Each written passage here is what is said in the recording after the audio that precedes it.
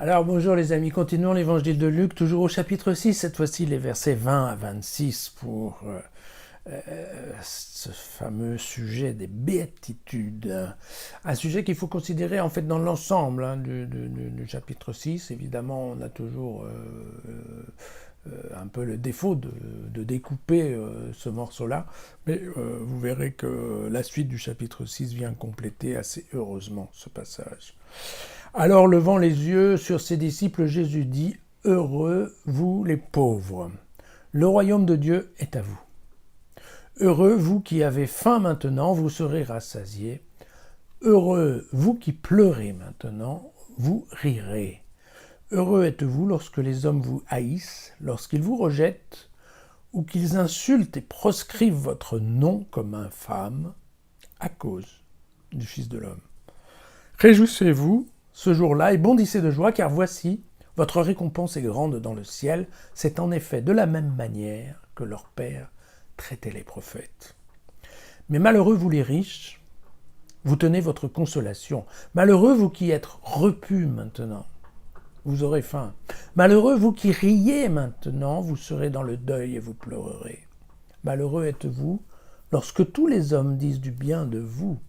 C'est en effet de la même manière que leur Père traitait des faux prophètes. Alors, très clairement, dans ce texte de Luc, il y a au moins deux fois une référence à l'Ancien Testament, puisque vous voyez que on dit bien, que réjouissez-vous, parce que c'est de la même manière que leur Père traitait les prophètes, et attention, malheureux êtes-vous parce que c'est de la même manière que leur Père traitait les faux prophètes. D'accord ? Donc il y a bien cette liaison. L'art de la béatitude, en effet, c'est quand même un des sujets qui est pratiqué dans l'Ancien Testament. Et pour qu'on en ait une idée, je vous lis un extrait du livre de Jérémie, du prophète Jérémie, au chapitre 17. « Ainsi parle le Seigneur. Maudit l'homme qui compte sur des mortels, sa force vive n'est que chair, son cœur se détourne du Seigneur. Pareil à un arbuste dans la steppe, il ne voit pas venir le bonheur, il hante les champs de lave du désert, une terre salée, inhabitable.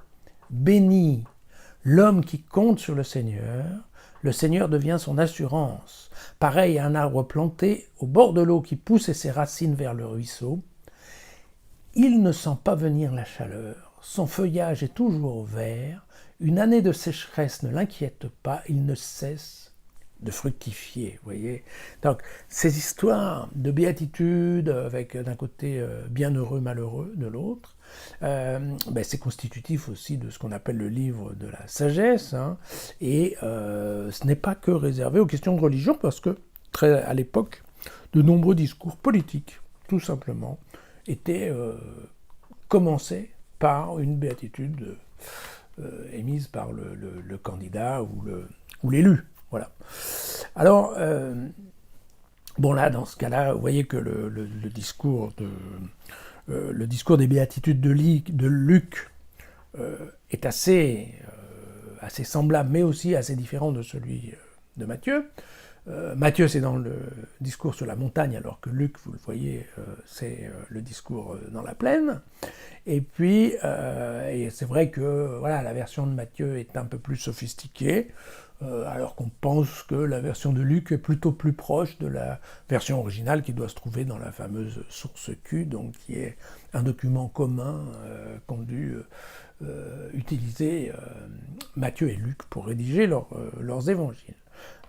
Mais on pense que les sujets de pauvreté, de faim, les pleurs, et aussi la persécution, alors ça éventuellement c'est en effet des sujets qui ont été effectivement abordés par Jésus au sein de Béatitude. Les autres, c'est probablement les évangélistes qui les ont rajoutés pour que ça marche un peu mieux avec leur public, comme d'habitude.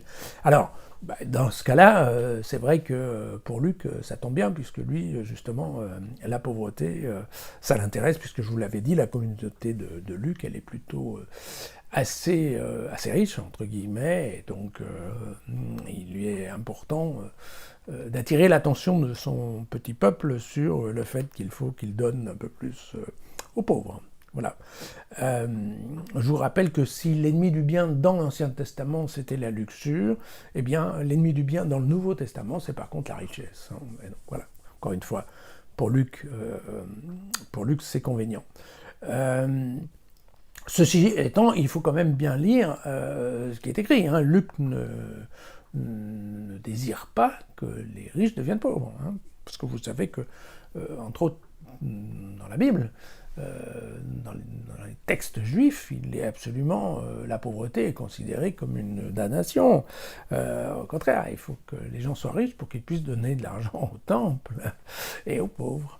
Voilà. Donc il n'y a pas une question de désir, de pauvreté pour les gens. Mais par contre, ce qui dit bien, c'est attention, parce que la richesse, c'est quand même quelque chose de très éphémère et sur lequel on ne peut pas compter dans le futur. Ça n'a de valeur que sur Terre. Bon, Luc, il apprécie ce genre littéraire de la béatitude. Je ne sais pas si vous vous souvenez, mais au chapitre 1, quand Élisabeth rencontre Marie, elle lui dit « Bienheureuse celle qui a cru », vous savez, par opposition à son mari Zacharie qui n'a pas voulu croire l'ange Gabriel. Voilà. Tout comme la femme, on a ça aussi, vous savez, au chapitre 11 de Luc, il y a une femme qui crie bienheureux le saint qui t'a porté, vous savez, et Jésus répond non, bienheureux plutôt ceux qui écoutent la parole et la mettent en œuvre. Voilà. Et puis encore en Luc, au chapitre 22, on retrouve malheur à l'homme par qui il est livré. Donc vous voyez, ces béatitudes, c'est typiquement voilà, un bon sujet littéraire pour des évangélistes qui veulent raconter éventuellement ce qu'a dit Jésus. Voilà. À demain.